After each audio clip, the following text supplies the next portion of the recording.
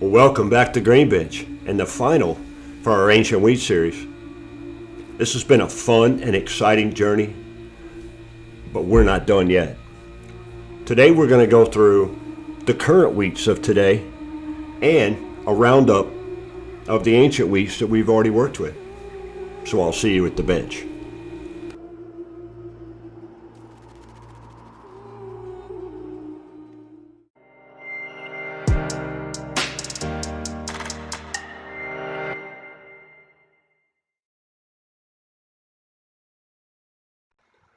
Well, welcome. Like I said in the intro, this Ancient Wheat series has been both fun and just exciting to do for you. There's a lot of knowledge, a lot of history, and a lot of flavor, a lot of nuance to wheat that if we didn't go through it and we didn't identify each one individually, you probably wouldn't even know it. Wheat is its own thing. So, just like barley has many levels of complexity, wheat has that as well. So let's get to the bench and let's really talk about these different wheats. Let's talk about the two that are left, right? The everyday wheats, the white and the red wheat, both the varietals of spring and winter and hard and soft. Before we do that, let's take a few keynotes real quick. So we're going to do a roundup towards the end.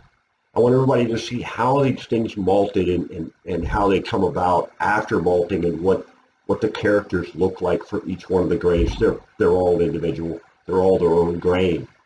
On a side note, if you haven't already done it, go take a look at Bearded and Board's page. Bearded and Board's got a lot of information when it comes to taking these character malts, taking grains and adjuncts and putting them together and getting that mash bill done, getting it turned into a mash ready to ferment and fermentation. He's extremely knowledgeable on that. So I would encourage you, any of my viewers that are also his viewers, go take a look at what he's got. He's got some really neat stuff coming up that may or may not involve some of these grains. It may involve some heritage grains and some exotic grains. So keep an eye out on his page for that. Take a look. If you're not a part of his page yet, I encourage you, head on over to his page and take a look. Give him a like, see what he's got out there. He's extremely knowledgeable. I think you'll find you're going to find some of the stuff he does just really awesome. So let's go ahead and dig in. Let's get to the bench and let's look at the red and the white spring wheat. For our Ancient Wheat series, the final episode is not going to be an ancient wheat. We're going to do a red spring wheat. So specifically a hard red spring wheat. The reason I want to do that is to show you the contrast between what we have today and what our ancient wheats give us. And also because that's the easiest for you to get a hold of. It's also the easiest for you to malt and the easiest for you to roast. So we're going to dig into a little bit of the history. Those wheats are complicated because science has messed with those grains, but we're going to get into it, show you what you can do with it, and then think about that as being the majority of your mash bill using a red or a white wheat, and then using specialty ancients for your adjunct. So anyway, let's get to the bench and get busy. Humans have been changing the wheat plant since the birth of farming. For thousands of years, farmers would keep the seeds from the biggest and strongest plants for their next season harvest.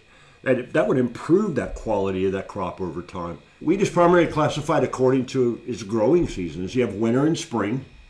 Winter making up probably 75% of what's grown in the U.S. today. Winter is planted in the fall, harvested in the spring. I know that sounds kind of funny. It's just kind of the way it is, though.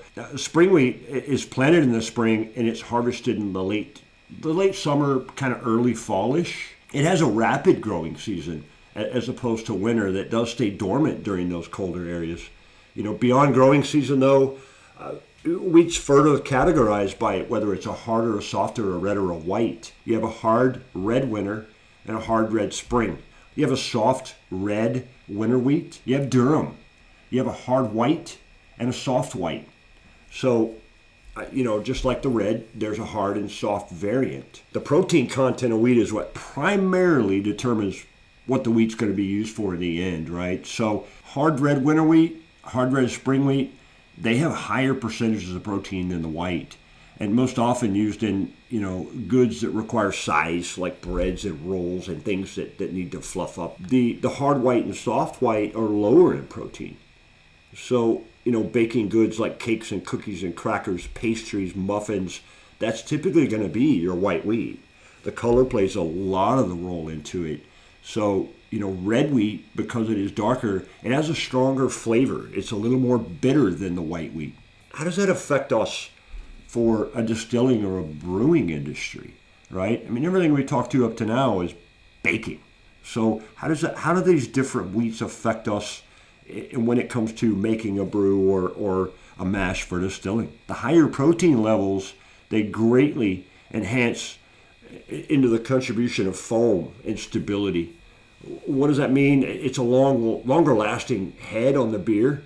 And it also increases the mouthfeel. Its sensation is more of a fullness of the beer when you drink it, a little more full, a little more heavier. For distilling, it has the tendency, or it lends the characteristic of a softness.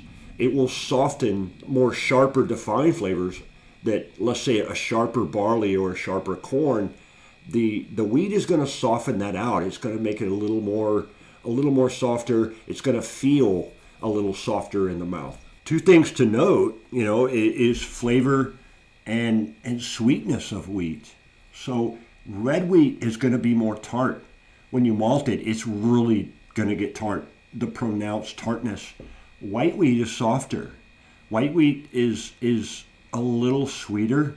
You're going to find that with red wheat, it's not going to taste as sweet. It's going to be a little more bitter and a little more tart. White wheat is going to lend itself to that sweeter flavor. Red wheat has a tanginess where white wheat does not. White wheat is more of a soft vanilla sweetness, where red wheat is a tangy sweet, like a citrusy sweet. So let's jump in and let's look at the malting and the malting characteristics and what malting will do to these grains, because that's important to us. In the ancient varietals that we're using as adjunct, we're not so much worried about the amylase or the propensity for that grain to convert other things from starch to sugar. We're more worried about the flavor and what we can get out of the malting for that grain. For the red spring and our base wheats, we're going to do a base malt. We are worried about the diastatic power and the propensity of it to change or to convert the starches of everything else you put in the grain bill. So let's jump in and we'll go into the malting, and we'll start with steeping and go all the way through. Okay, so I'm going to combine the first steeps together for our 4 videos. But we're going to do a pound of each one of these. I've got the typical, I went ahead and put the typical hard red spring wheat in because it's so close to emmer. You'll notice though, see the color differences?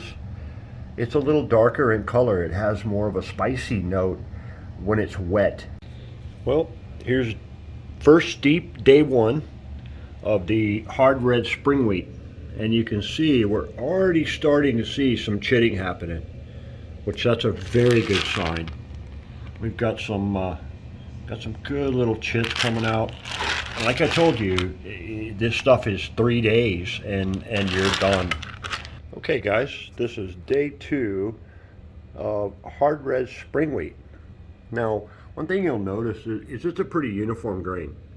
All of the kernels are, roughly the exact same size. There's no real big differences in them. And, it malts really well. It folds well. It doesn't stick together like an einkorn does, and even emmer to some extent will bind. This grain tends to stay separated. You can see the formation right there of the root.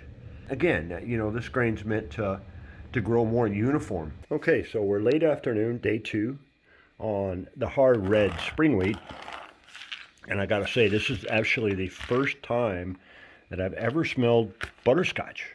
I don't know why. I'm going to have to research that and find out why. But we're looking really, really good. You can see the formation. Look at like those guys right there where my thumb is. We've got some really good growth. I think it's going to take another maybe evening, and we'll see after dinner how this looks. The last 24 hours is always the best. So, well, here's day 2 and evening. So, you know, I could probably call these done, but I'm going to leave them on for a little bit longer. Let's take a look. So, I mean, the majority of them look done, but we've got a bunch, like look at those right there. You know, they're still a little shy. So we're going to go ahead and leave it overnight. We'll wet it down one more time and we'll check it in the morning. Okay guys, day 3 and it is done. I'm going to show you, we're going to dig in and look. You can see the growth we've had. Most of them are about 3/4 to the full length of the grain. I don't see any that are under that. So, you know, we're fully modified. This is a very good representation of what I was talking about matting in the form almost of a moss. Let me show you. If I go grab this and I pull this up, you know, in the last 24 hours, you always hear me say is the most active. Look at this right here. Watch how this just rolls. See that bed? It's a cake. You know, this right here will make an excellent Pilsner or a, you know, just a pale malt, and then we may do a little bit extra with it. Let me see if we can, I'll show you the fronds. You remember I talked to you about looking like moss, and let me show you. See the fronding on that? That is not a moss, a mold. That's literally, you can see the fronds coming off of the little rootlet. It's really weird. This kind of grain is meant to grow faster, and I think that's why it does what it does so quick, because, you know, the root puts out those fronds, which is able to suck in moisture and nutrients into the grain itself at a very fast rate, faster than you would, you know, a Corsan or a any one of the others really. So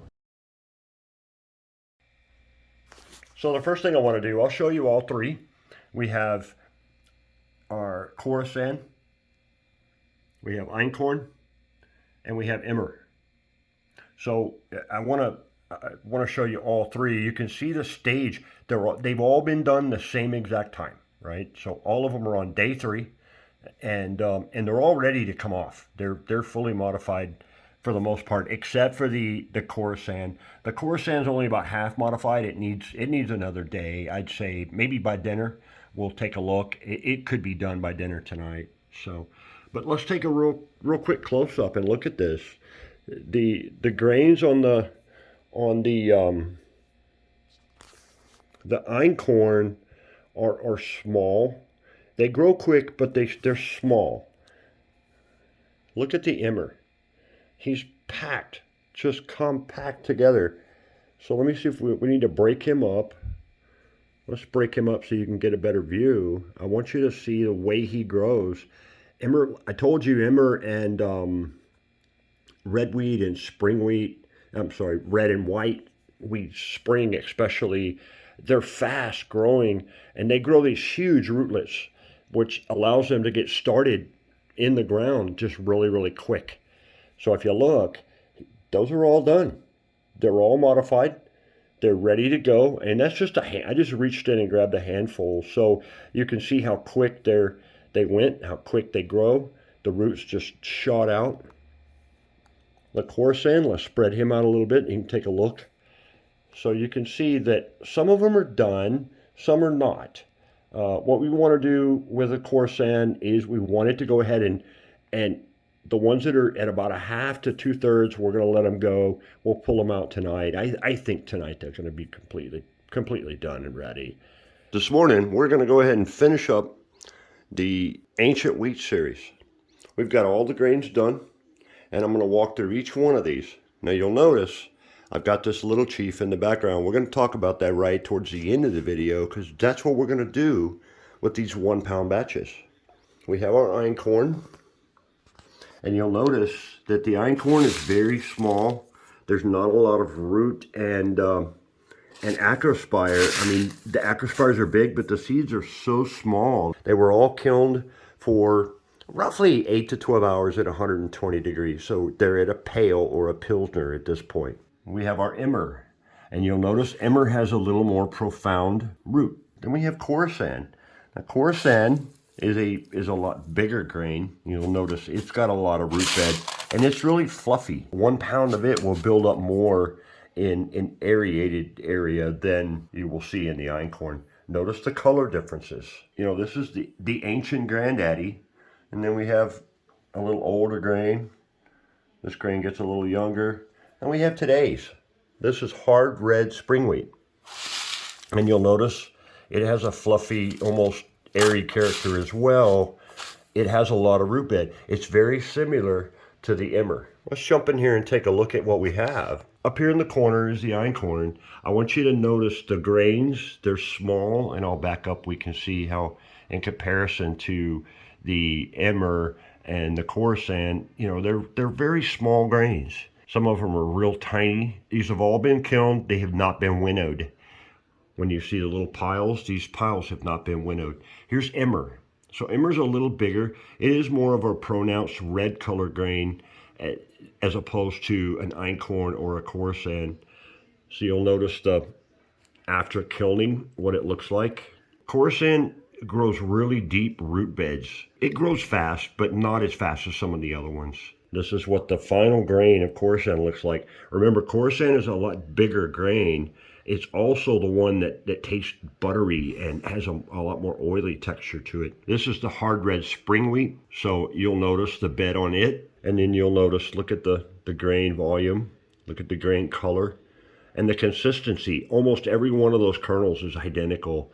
Where if we go look at an emmer, you'll notice emmer they're a little more shriveled. They're all about approximately the same length, but their width and their texture is different all the way through. This is the one that science has come up with that predominantly every time you buy bread, this is what you're getting. The flavor compounds are very, very different, and we talked about the flavors in each one of the different videos. But this gives you a good understanding of how each one grows. You can see that over the years, you know, the older grain, he's more compact. He grew a lot looser in the ground and a lot more widespread, where the emmer started to grow a little closer together. It competed against each one of the plants and its neighboring and sister plants for sunlight and nutrients. And then you have the Khorasan. Of course, it was crossbred and selected bred to provide that bigger kernel. And then you have the standard grain of today, where it's almost everything's identical, and you know it's common and uniform throughout. So let's talk about what this is. This is a Little Chief made by Smokehouse products that we're going to use that smoke pellet tube right there with those mesquite smoke pellets. I may get some apple as well to do maybe the Khorasan with, but I'm going to show you guys how easy it is to take something like this right off of eBay or Amazon or Smokehouse products page directly. We're going to do a review on it and take these 1 pound of grains, put them on those small trays, load that smoke pellet up, that smoke pellet tube, and smoke 1 pound each of these grains and get you that adjunct that you can add to your main grain bill with a flavored heavy smoke character wheat, right? That each one of these has a different flavor compound. It's gonna add to the grain bill, but then we're gonna add some smoke to it. I want you to see how easy this is. You can do this at home with something as simple as this kind of a setup. You guys saw how easy it was to get these grains done and built and malted and into a Pilsner state. Now I want you to see how easy it is to smoke those grains and provide that smoky character to your spirit. So this is the end of this series. We're going to jump into the Little Chief as my next video. I just wanted to go ahead and get you the final. So we'll look, here's all the grains that are done. Remember, they were 1 pound each. And then we'll get a look at the differences of all of these. You have the einkorn in the top corner, then the emmer, then the Khorasan, and then down in this bottom corner, finally, you have the hard red spring wheat, which again, hard white, the soft wheats, they're all going to be pretty close in color and consistency. They're just going to vary in flavor. So that's the end of this series. Well, it may be the end of the series, but it doesn't end there. So I just want to take the time again. I want to thank you for watching all of these different videos of this series. Each one was individual. Each one showed a different part of the grain and complexities of each one of the different grains. So thank you for watching. And, if you have any likes or dislikes, email me. Shoot me a comment to the video. Let me know how I'm doing. And I really hope you enjoyed watching these as much as I enjoyed doing them for you. So until next time, try something different. Dig in, have some fun. If you like what you saw, hit that like and subscribe button for me. It really helps the channel out a lot. Hit that bell icon because this Little Chief Smoker is coming up. You don't want to miss that one. So until next time, have fun and see ya.